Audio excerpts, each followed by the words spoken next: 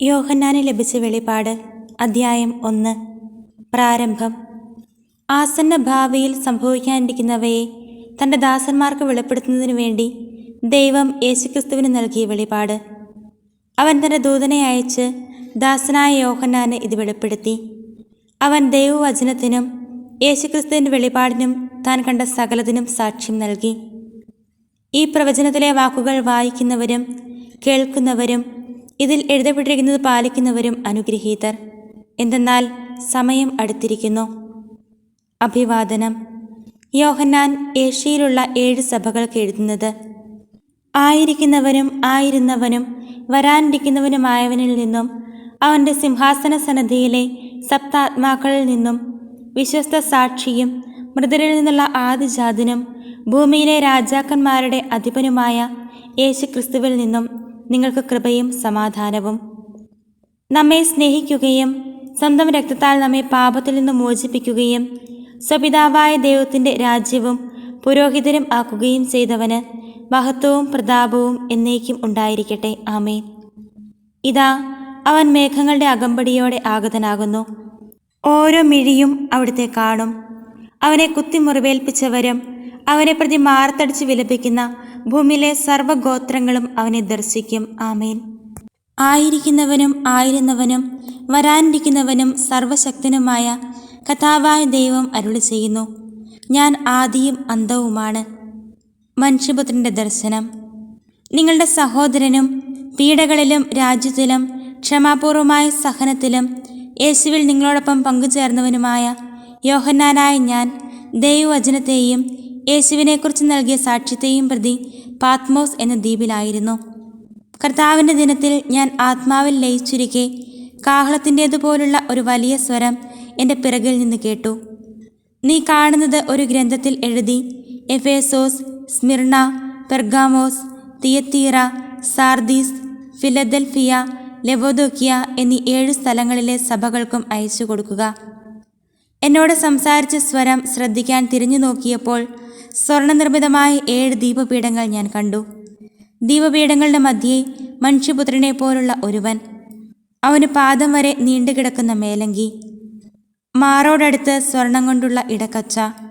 അവൻ്റെ ശിരസ്സും മുടിയുമാകട്ടെ വെൺമഞ്ഞുപോലെയും വെൺകമ്പിളി പോലെയും ധവളം, നയനങ്ങൾ തീജ്വാല പോലെ, പാദങ്ങൾ ചൂളയിൽ ഉരുകിയ പിച്ചള പോലെ, സ്വരം പെരുവെള്ളത്തിൻ്റേതുപോലെയും. അവൻ്റെ വലതു കൈയിൽ 7 നക്ഷത്രങ്ങൾ, വായിൽ നിന്ന് പുറത്തേക്ക് വരുന്ന മൂർച്ചയുള്ള ഇരുവായ് തലവാൾ, വദനം പൂർണ്ണ ശക്തിയോടെ പ്രകാശിക്കുന്ന സൂര്യനെ പോലെ. അവനെ കണ്ടപ്പോൾ ഞാൻ മരിച്ചവനെ പോലെ അവൻ്റെ കാൽക്കൽ വീണു. അപ്പോൾ അവൻ വലതു കൈ എൻ്റെ മേൽ വെച്ചുകൊണ്ട് പറഞ്ഞു: ഭയപ്പെടേണ്ട, ഞാനാണ് ആദിയും അന്തവും, ജീവിക്കുന്നവനും. ഞാൻ മരിച്ചവനായിരുന്നു, എന്നാൽ ഇതാ ഞാൻ എന്നേക്കും ജീവിക്കുന്നു. മരണത്തിൻ്റെയും നരകത്തിൻ്റെയും താക്കോലുകൾ എൻ്റെ കയ്യിലുണ്ട്. അതുകൊണ്ട് ഇപ്പോൾ ഉള്ളവയും ഭാവിയിൽ സംഭവിക്കാനിരിക്കുന്നവയുമായി നീ ദർശനത്തിൽ കാണുന്ന സകലതും രേഖപ്പെടുത്തുക. എൻ്റെ വലതു കൈയിൽ നീ കാണുന്ന 7 നക്ഷത്രങ്ങളുടെയും 7 സ്വർണ്ണദീപപീഠങ്ങളുടെയും രഹസ്യം ഇതാണ്: 7 നക്ഷത്രങ്ങൾ 7 സഭകളുടെ ദൂതന്മാരുടെയും 7 ദീപപീഠങ്ങൾ 7 സഭകളുടെയും പ്രാതിനിധ്യം വഹിക്കുന്നു. അധ്യായം 2. സഭകൾക്കുള്ള കത്തുകൾ. എഫേസോസിലെ സഭയ്ക്ക്. എഫേസോസിലുള്ള സഭയുടെ ദൂതന് എഴുതുക: വലതുകൈയിൽ 7 നക്ഷത്രങ്ങൾ വഹിച്ചുകൊണ്ട് 7 സ്വർണ്ണദീപപീഠങ്ങൾക്ക് മധ്യേ നടക്കുന്നവൻ ഇപ്രകാരം പറയുന്നു: നിന്റെ പ്രവൃത്തികളും പ്രയത്നങ്ങളും ക്ഷമാപൂർവമായ ഉറച്ചുനിൽപ്പും ദുഷ്ടരോടുള്ള സഹിഷ്ണുതയും ഞാൻ മനസ്സിലാക്കുന്നു. അപ്പസ്തോലന്മാരെന്ന് നടിക്കുകയും എന്നാൽ അങ്ങനെ അല്ലാതിരിക്കുകയും ചെയ്യുന്നവരെ പരിശോധിച്ച് അവർ വ്യാജം പറയുന്നവരാണെന്ന് നീ കണ്ടുപിടിച്ചു. തീർച്ചയായും ക്ഷമാപൂർവം പിടിച്ചു നിൽക്കാൻ തക്ക കഴിവ് നിനക്കുണ്ട്. എൻ്റെ നാമത്തെ പ്രതി പീഡകൾ സഹിച്ചിട്ടും നീ ക്ഷീണിച്ചില്ല. എങ്കിലും നിനക്കെതിരെ എനിക്കൊന്ന് പറയാനുണ്ട്. നിനക്ക് ആദ്യമുണ്ടായിരുന്ന സ്നേഹം നീ കൈവെടിഞ്ഞു. അതിനാൽ നീ ഏതവസ്ഥയിൽ നിന്നാണ് അധപതിച്ചതെന്ന് ചിന്തിക്കുക. അനുതപിച്ച് ആദ്യത്തെ പ്രവൃത്തികൾ ചെയ്യുക. അല്ലെങ്കിൽ ഞാൻ നിന്റെ അടുത്ത് വരികയും നിന്റെ ദീപപീഠം അതിൻ്റെ സ്ഥലത്ത് നിന്ന് നീക്കിക്കളയുകയും ചെയ്യും. എന്നാൽ നിനക്ക് ഈ ഗുണമുണ്ട്: നിക്കോളാവോസ് പക്ഷക്കാരുടെ ചെയ്തികൾ നീ വെറുക്കുന്നു, അവ ഞാനും വെറുക്കുന്നു. ആത്മാവ് സഭകളോട് അരുളി ചെയ്യുന്നത് ചെവിയുള്ളവൻ കേൾക്കട്ടെ. വിജയം വരിക്കുന്നവന് ദൈവത്തിൻ്റെ പർദീസായിലുള്ള ജീവവൃക്ഷത്തിൽ നിന്ന് ഞാൻ ഭക്ഷിക്കാൻ കൊടുക്കും. സ്മിർനായിലെ സഭയ്ക്ക്. സ്മിർനായിലെ സഭയുടെ ദൂതൻ എഴുതുക: ആദിയും അന്തവുമായവൻ, മരിച്ചവനും എന്നാൽ വീണ്ടും ജീവിക്കുന്നവനുമായവൻ പറയുന്നു: നിന്റെ ഞെരുക്കവും ദാരിദ്ര്യവും എനിക്കറിയാം, എങ്കിലും നീ സമ്പന്നനാണ്. യഹൂദരെന്ന് അവകാശപ്പെടുകയും എന്നാൽ അങ്ങനെയല്ലാതെ സാത്താൻ്റെ സിനഗോഗായി വർത്തിക്കുകയും ചെയ്യുന്നവരുടെ ദോഷാരോപണങ്ങളും ഞാൻ അറിയുന്നുണ്ട്. നീ ഉടനെ സഹിക്കാനിരിക്കുന്നവയെ ഭയപ്പെടരുത്. നിങ്ങളിൽ ചിലരെ പിശാച് തടവിലാക്കാനിരിക്കുന്നു. അത് നിങ്ങൾ പരീക്ഷിക്കപ്പെടുന്നതിനാണ്. 10 ദിവസത്തേക്ക് നിങ്ങൾക്ക് ഞെരുക്കമുണ്ടാകും. മരണം വരെ വിശ്വസ്തനായിരിക്കുക. ജീവന്റെ കിരീടം നിനക്ക് ഞാൻ നൽകും. ആത്മാവ് സഭകളോട് പറയുന്നതെന്തെന്ന് ചെവിയുള്ളവൻ കേൾക്കട്ടെ. വിജയം വരിക്കുന്നവൻ തീർച്ചയായും രണ്ടാമത്തെ മരണത്തിന് അധീനനാകയില്ല. പെർഗാമോസിലെ സഭയ്ക്ക്. പെർഗാമോസിലെ സഭയുടെ ദൂതൻ എഴുതുക: മൂർച്ചയേറിയ ഇരുതല വാളുള്ളവൻ പറയുന്നു: നീ എവിടെ വസിക്കുന്നെന്ന് എനിക്കറിയാം. സാത്താൻ്റെ സിംഹാസനം ഉള്ളിടത്തു തന്നെ. എങ്കിലും എൻ്റെ നാമത്തെ നീ മുറുകെ പിടിക്കുന്നു. സാത്താൻ വസിക്കുന്ന നിങ്ങളുടെ സമൂഹത്തിൽ വെച്ച് എൻ്റെ വിശ്വസ്ത സാക്ഷിയായ അന്തിപ്പാസ് വധിക്കപ്പെട്ട നാളുകളിൽ പോലും എന്നിലുള്ള വിശ്വാസം നീ കൈവിടിഞ്ഞില്ല. എങ്കിലും നിനക്കെതിരായി ചില കാര്യങ്ങൾ എനിക്ക് പറയാനുണ്ട്.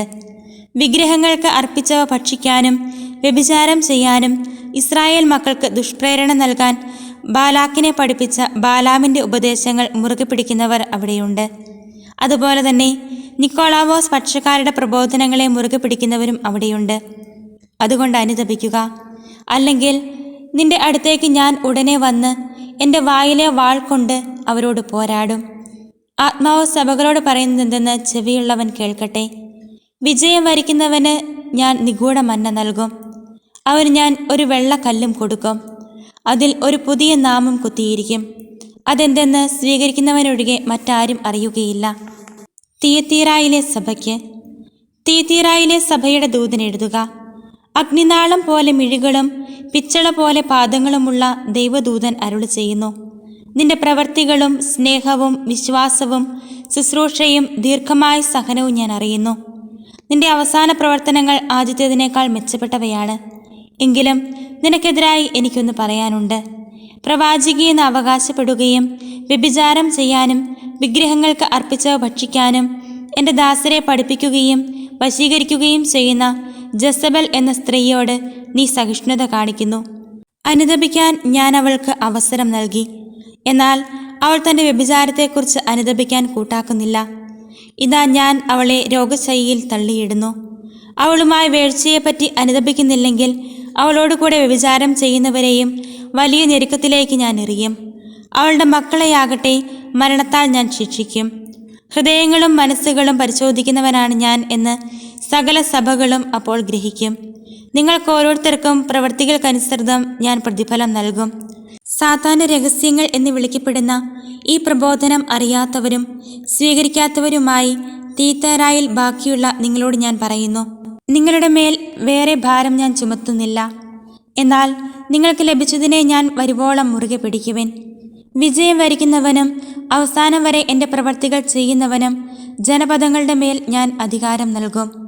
ഇരുമ്പുദണ്ട് കൊണ്ട് അവൻ അവരെ മേയ്ക്കും. മൺപാത്രങ്ങൾ പോലെ അവരെ തകർക്കും. ഞാൻ എൻ്റെ പിതാവിൽ നിന്ന് അധികാരം സ്വീകരിച്ചതുപോലെ തന്നെ പുലർക്കാല നക്ഷത്രം ഞാൻ അവന് നൽകും. ആത്മാവ് സഭകളോട് പറയുന്നതെന്ന് ചെവിയുള്ളവൻ കേൾക്കട്ടെ. അധ്യായം 3. സാർദീസിലെ സഭയ്ക്ക്. സാർദീസിലെ സഭയുടെ ദൂതൻ എഴുതുക: ദൈവത്തിൻ്റെ സപ്താത്മാക്കളും സപ്തതാരങ്ങളുമുള്ളവൻ പറയുന്നു: നിന്റെ ചെയ്തികൾ ഞാൻ അറിയുന്നു. ജീവിച്ചിരിക്കുന്നവൻ എന്നാണ് നിന്നെക്കുറിച്ച് പറയുന്നത്, പക്ഷേ നീ മൃതനാണ്. ഉണരുക, നിന്നിൽ ആസന്ന മരണമായി അവശേഷിക്കുന്നതിനെ ഉത്തേജിപ്പിക്കുക. എന്തെന്നാൽ എൻ്റെ ദൈവത്തിൻ്റെ മുൻപിൽ നിന്റെ പ്രവൃത്തികൾ പൂർണ്ണമായും നിർവഹിക്കപ്പെട്ടതായി ഞാൻ കാണുന്നില്ല. അതുകൊണ്ട് നീ സ്വീകരിച്ചതും കേട്ടതും എന്തെന്ന് അനുസ്മരിച്ച് അത് കാത്തു സൂക്ഷിക്കുകയും അനുതപിക്കുകയും ചെയ്യുക. നീ ഉണരുന്നില്ലെങ്കിൽ ഞാൻ കള്ളനെപ്പോലെ വരും. ഏതു സമയത്താണ് ഞാൻ നിന്നെ പിടികൂടുകയെന്ന് നീ അറിയുകയില്ല. എന്നാൽ വസ്ത്രങ്ങൾ മലിനമായിട്ടില്ലാത്തവരായി കുറേ പേർ സാർദീസിൽ നിനക്കുണ്ട്. അവർ ധവള വസ്ത്രധാരികളായി എൻ്റെ കൂടെ നടക്കും. അവർ അതിന് യോഗ്യരാണ്. വിജയം വരിക്കുന്നവരെ വെള്ളവസ്ത്രം ധരിപ്പിക്കും. ജീവന്റെ പുസ്തകത്തിൽ നിന്ന് അവൻ്റെ നാമം ഞാൻ ഒരിക്കലും മായ്ച്ചു കളയുകയില്ല. എൻ്റെ പിതാവിൻ്റെയും അവിടുത്തെ ദൂതന്മാരുടെയും സന്നിധിയിൽ അവൻ്റെ നാമം ഞാൻ ഏറ്റുപറയും. ആത്മാവ് സഭകളോട് പറയുന്നതെന്ന് ചെവിയുള്ളവൻ കേൾക്കട്ടെ. ഫിയദൽഫിയയിലെ സഭയ്ക്ക്. ഫിയദൽഫിയയിലെ സഭയുടെ ദൂതൻ എഴുതുക: പരിശുദ്ധനും സത്യവാനും ദാവീദിന്റെ താക്കോൽ കൈവശമുള്ളവനും മറ്റാർക്കും അടയ്ക്കാൻ കഴിയാത്തവണ്ണം തുറക്കുന്നവനും മറ്റാർക്കും തുറക്കാൻ കഴിയാത്ത വിധം അടയ്ക്കുന്നവനും ആയവൻ പറയുന്നു: നിന്റെ പ്രവൃത്തികൾ ഞാൻ അറിയുന്നു. ഇതാ, നിന്റെ മുൻപിൽ ആർക്കും പൂട്ടാൻ കഴിയാത്ത വിധം തുറന്നു കിടക്കുന്ന ഒരു വാതിൽ ഞാൻ സ്ഥാപിച്ചിരിക്കുന്നു. നിന്റെ ശക്തി പരിമിതമാണ്, എങ്കിലും നീ എൻ്റെ വചനം കാത്തു, എൻ്റെ നാമം നിഷേധിച്ചതുമില്ല. ഇതാ, യഹൂദരാണെന്ന് പറയുകയും എന്നാൽ അങ്ങനെയല്ലാതെ നുണയന്മാരായി നടിക്കുകയും ചെയ്യുന്ന സാത്താൻ്റെ സിനഗോഗിൽ നിന്നുള്ള ചിലർ, അവരെ ഞാൻ നിന്റെ കാൽക്കൽ വരുത്തി കുമ്പിടുവയ്ക്കും. അങ്ങനെ ഞാൻ നിന്നെ സ്നേഹിച്ചുവെന്ന് അവർ ഗ്രഹിക്കും. സകല ഭൂവാസികളെയും പരിശോധിക്കാനായി ലോകത്തിൽ ഉണ്ടാകാനിരിക്കുന്ന പരീക്ഷണങ്ങളുടെ സമയത്ത് ഞാൻ നിന്നെ സംരക്ഷിക്കുകയും ചെയ്യും. എന്തെന്നാൽ പരീക്ഷകളിൽ ഉറച്ചു നിൽക്കണമെന്നുള്ള എൻ്റെ വചനം നീ കാത്തു. ഞാൻ വേഗം വരുന്നു. നിന്റെ കിരീടം ആരും കവർന്നെടുക്കാതിരിക്കാൻ നിനക്കുള്ളത് കാത്തു സൂക്ഷിക്കുക. വിജയം വരിക്കുന്നവനെ ഞാൻ എൻ്റെ ദൈവത്തിൻ്റെ ആലയത്തിലെ ഒരു സ്തംഭമാക്കും. അവൻ പിന്നെ ഒരിക്കലും പുറത്തു പോവുകയില്ല. അവൻ്റെ മേൽ എൻ്റെ ദൈവത്തിൻ്റെ നാമവും ദൈവസന്നിധിയിൽ നിന്നും സ്വർഗം വിട്ട് ഇറങ്ങി വരുന്ന പുതിയ ജെറുസലേമാകുന്ന ദൈവനഗരത്തിൻ്റെ നാമവും എൻ്റെ പുതിയ നാമവും ഞാൻ എഴുതും. ആത്മാവ് സഭകളോട് അരുളി ചെയ്യുന്നത് ചെവിയുള്ളവൻ കേൾക്കട്ടെ. ലവദീക്യയിലെ സഭയ്ക്ക്. ലവദീക്യയിലെ സഭയുടെ ദൂതൻ എഴുതുക: വിശ്വസ്തനും സത്യവാനുമായ സാക്ഷിയും ദൈവത്തിൻ്റെ സൃഷ്ടികർമ്മത്തിൻ്റെ ആരംഭവുമായിരിക്കുന്ന ആമേൻ അരുളി ചെയ്യുന്നു. നിന്റെ പ്രവൃത്തികൾ ഞാൻ അറിയുന്നു. നീ തണുപ്പോ ചൂടോ ഉള്ളവനല്ല. തണുപ്പോ ചൂടോ ഉള്ളവനായിരുന്നെങ്കിൽ എന്ന് ഞാൻ ആഗ്രഹിക്കുന്നു. ചൂടോ തണുപ്പോ ഇല്ലാതെ മന്ദോഷ്ണനാകിയാൽ നിന്നെ ഞാൻ എൻ്റെ വായിൽ നിന്ന് തുപ്പിക്കളയും. എന്തെന്നാൽ ഞാൻ ധനവാനാണ്, എനിക്ക് സമ്പത്തുണ്ട്, ഒന്നിനും കുറവില്ല എന്ന് നീ പറയുന്നു. എന്നാൽ നീ നികൃഷ്ടനും ദയനീയനും ദരിദ്രനും അന്ധനും നഗ്നനും ആണെന്ന് നീ അറിയുന്നില്ല. ഞാൻ നിന്നെ ഉപദേശിക്കുന്നു. നീ ധനികനാകാൻ അഗ്നിശുദ്ധി വരുത്തിയ സ്വർണം എന്നോട് വാങ്ങുക. നിന്റെ നഗ്നത മറ്റുള്ളവർ കണ്ട് നീ ലജ്ജിക്കാതിരിക്കാൻ ശുഭ്രവസ്ത്രങ്ങൾ എന്നോട് വാങ്ങുക. കാഴ്ച ലഭിക്കുന്നതിന് കണ്ണിലെഴുതാനുള്ള അഞ്ജനവും എന്നോട് വാങ്ങുക. ഞാൻ സ്നേഹിക്കുന്നവരെ ശാസിക്കുകയും ശിക്ഷിക്കുകയും ചെയ്യുന്നു. അതുകൊണ്ട് തീഷ്ണതയുള്ളവനാവുക, അനുതപിക്കുക. ഇതാ, ഞാൻ വാതിലിൽ മുട്ടുന്നു. ആരെങ്കിലും എൻ്റെ സ്വരം കേട്ട് വാതിൽ തുറന്നു തന്നാൽ ഞാൻ അവൻ്റെ അടുത്തേക്ക് വരും. ഞങ്ങൾ ഒരുമിച്ച് ഭക്ഷിക്കുകയും ചെയ്യും. ഞാൻ വിജയം വരിച്ച് എൻ്റെ പിതാവിനോടൊത്ത് അവിടുത്തെ സിംഹാസനത്തിൽ ഇരിക്കുന്നത് പോലെ വിജയം വരിക്കുന്നവനെ എന്നോടൊത്ത് എൻ്റെ സിംഹാസനത്തിൽ ഞാൻ ഇരുത്തും. ആത്മാവ് സഭകളോട് അരുളി ചെയ്യുന്നതെന്തെന്ന് ചെവിയുള്ളവൻ കേൾക്കട്ടെ. പൗലോസ് ലിഹ തിമോത്തിയോസിന് എഴുതിയ 2-ാം ലേഖനം, അധ്യായം 3. ദുഷ്ടന്മാരുടെ നാളുകൾ. ഒരു കാര്യം മനസ്സിലാക്കിക്കൊള്ളുക: അവസാന നാളുകളിൽ ക്ലേശപൂർണമായ സമയങ്ങൾ വരും. അപ്പോൾ സ്വാർത്ഥസ്നേഹികളും ധനമോഹികളും അഹങ്കാരികളും ഗർവിഷ്ഠരും ദൈവദൂഷകരും മാതാപിതാക്കന്മാരെ അനുസരിക്കാത്തവരും കൃതജ്ഞരും വിശുദ്ധിയില്ലാത്തവരുമായ മനുഷ്യരുണ്ടാകും. അവർ മനുഷ്യത്വമില്ലാത്തവരും ഒന്നിനും വഴങ്ങാത്തവരും അപവാദം പറയുന്നവരും ആത്മനിയന്ത്രണമില്ലാത്തവരും ക്രൂരന്മാരും നന്മയെ വെറുക്കുന്നവരും വഞ്ചകരും എടുത്തുചാട്ടക്കാരും അഹന്തയുള്ളവരും ദൈവത്തെ സ്നേഹിക്കുന്നതിന് പകരം സുഖഭോഗങ്ങളിൽ ആസക്തിയുള്ളവരുമായിരിക്കും. അവർ ഭക്തിയുടെ ബാഹ്യരൂപം നിലനിർത്തിക്കൊണ്ട് അതിൻ്റെ ചൈതന്യത്തെ നിഷേധിക്കും. അവരിൽ നിന്ന് അകന്നു നിൽക്കുക. അവരിൽ ചിലർ വീടുകളിൽ നുഴഞ്ഞു കയറി ദുർബലകളും പാപങ്ങൾ ചെയ്തു കൂട്ടിയവരും വിഷയാസക്തിയാൽ നയിക്കപ്പെടുന്നവരുമായ സ്ത്രീകളെ വശപ്പെടുത്തുന്നു. ഈ സ്ത്രീകൾ ആര് പഠിപ്പിക്കുന്നതും കേൾക്കാൻ തയ്യാറാണ്. എന്നാൽ സത്യത്തെപ്പറ്റിയുള്ള പൂർണ്ണ ജ്ഞാനത്തിൽ എത്തിച്ചേരാൻ അവർക്ക് കഴിവില്ല. യാന്നസും യാംബ്രസും മോശയെ എതിർത്തതുപോലെ ഈ മനുഷ്യർ സത്യത്തെ എതിർക്കുന്നു. അവർ ദുഷിച്ച മനസ്സുള്ളവരും വിശ്വാസനിന്ദകരുമാണ്. എന്നാൽ അവർ അധികം മുന്നോട്ട് പോവുകയില്ല. മേൽപ്പറഞ്ഞവരുടെ കാര്യത്തിൽ എന്ന പോലെ അവരുടെ മൗഢ്യം എല്ലാവർക്കും ബോധ്യമാകും. മാതൃകയും ഉപദേശവും.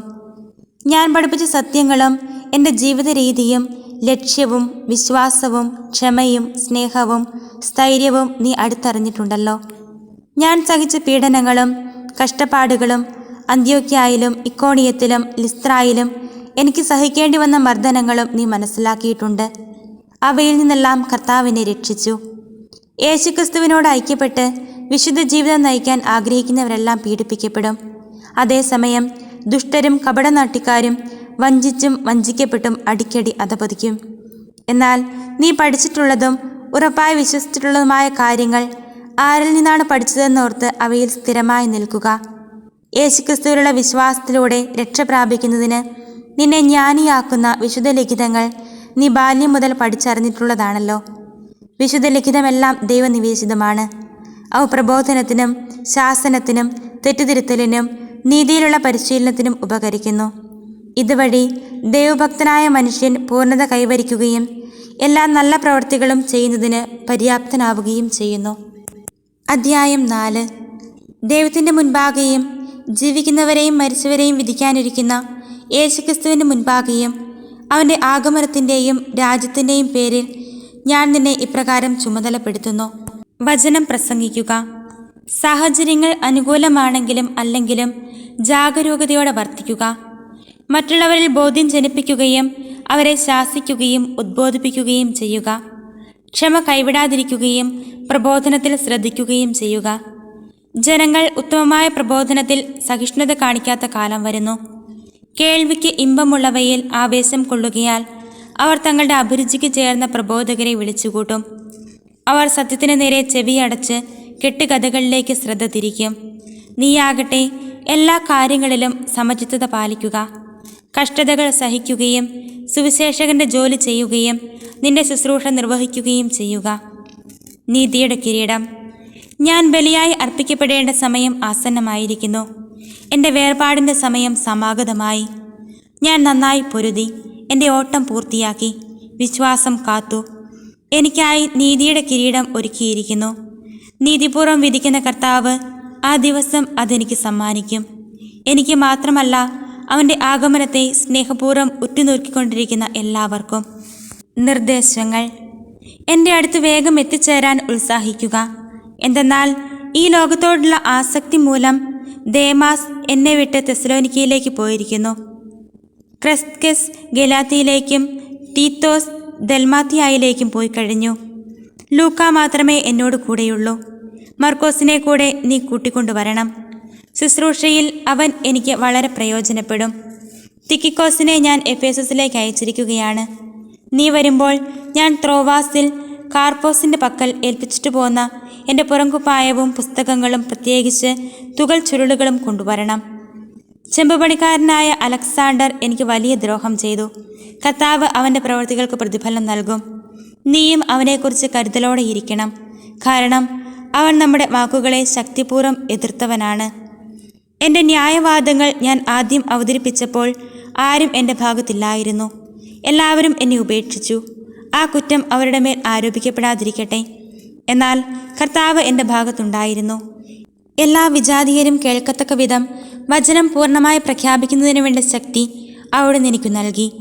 അങ്ങനെ ഞാൻ സിംഹത്തിൻ്റെ വായിൽ നിന്ന് രക്ഷിക്കപ്പെട്ടു. കർത്താവ് എല്ലാ തിന്മകളിലും നിന്ന് എന്നെ മോചിപ്പിച്ച് തൻ്റെ സ്വർഗരാജ്യത്തിലേക്കായി എന്നെ കാത്തുകൊള്ളും. എന്നും എന്നേക്കും അവിടത്തേക്ക് മഹത്വം. ആമേൻ. ആശംസകൾ. പ്രിസ്കായ്ക്കും അക്വിലായ്ക്കും ഒനേസിഫോറസിൻ്റെ കുടുംബത്തിനും അഭിവാദനങ്ങൾ. എറാസ്തൂസ് കൊറിന്തോസിൽ തങ്ങി.